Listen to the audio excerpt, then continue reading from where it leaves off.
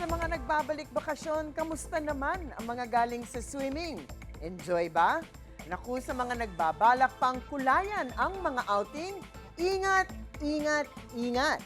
Nito kasing Semana Santa, mahigit 30 kaso ng pagkalunod ang naitala ng Philippine National Police o PNP. Sa Quezon, isang binatilyo ang nalunod sa dagat matapos makapitan ng digya. Base sa investigasyon, tumalon mula sa balsa pero hindi na raw siya lumutang. Wala nang malay ang binatilyo ng masagip. Sa Madela, Quirino naman, isang lalaking 12 anyos din ang muntik malunod.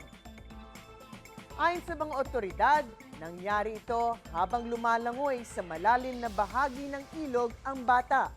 Nailigtas siya ng mga kaanak at naitakbo sa ospital. Ano ba ang sinasabi ng batas tungkol dito? Well, ask me, ask Attorney Gabby.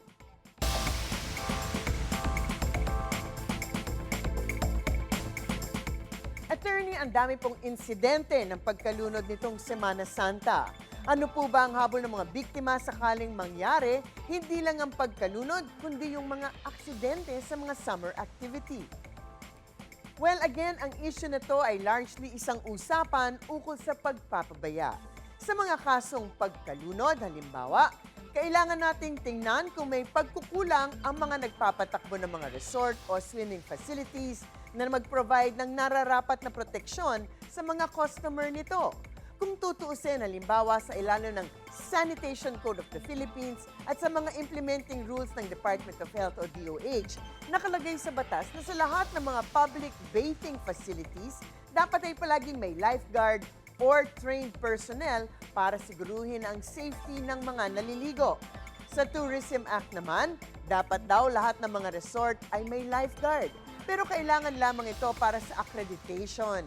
Kung gusto nilang makilala sila bilang 5-star or 4-star establishment. Kung walang lifeguard, mawawalan lamang sila ng accreditation. So medyo malabo ang batas natin dyan. Sa palagay ko naman, kung ang main attraction ng isang resort, halimbawa, ay mga swimming pool. Dapat naman talaga ay may lifeguard sila. Merong mga warning signs kung meron mang wala. Kahit sabihin natin na may presence ng lifeguard, ito ay kinakailangan sa conduct ng kanilang business.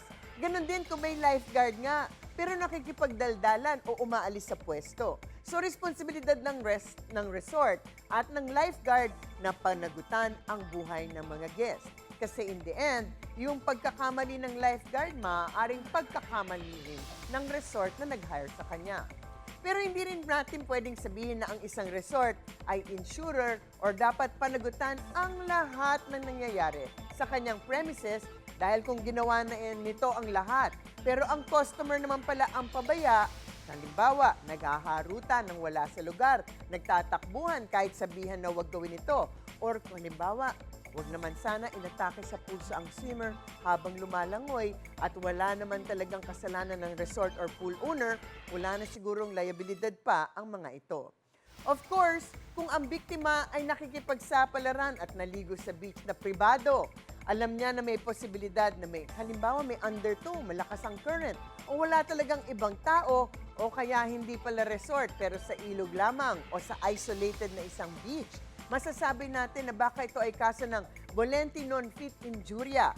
To a willing person, there is no wrong sa Ingles. Ibig sabihin, alam na pala nyo na meron talagang risk na delikado o peligroso ang inyong pupuntahan o inyong gagawin. Pero kahit na winarningan na kayo pero iniligay nyo pa rin ang sarili ninyo sa delikadong sitwasyon, ay wala na kayong habol o dapat na pagbintangan pa. Of course, ano bang habol? Lahat ng danyos, medication, kung na-hospital kayo, kung merong nasawi, of course, ang pagpapaburol at pagpapalibing, ito ang mga usual damages na ating hahabulan. In any case, sa mga usaping batas, bibigyan po natin linaw. Para sa kapayapaan ng pag-iisip, huwag magdalawang isip. Ask me, ask Attorney Gabby. Ikaw, hindi ka pa nakasubscribe sa GMA Public Affairs YouTube channel? Bakit? Mag-subscribe ka na, dali na, para laging una ka sa mga latest kwento at balita. I-follow mo na rin ang official social media pages ng Unang Hirit. Salamat, Kapuso.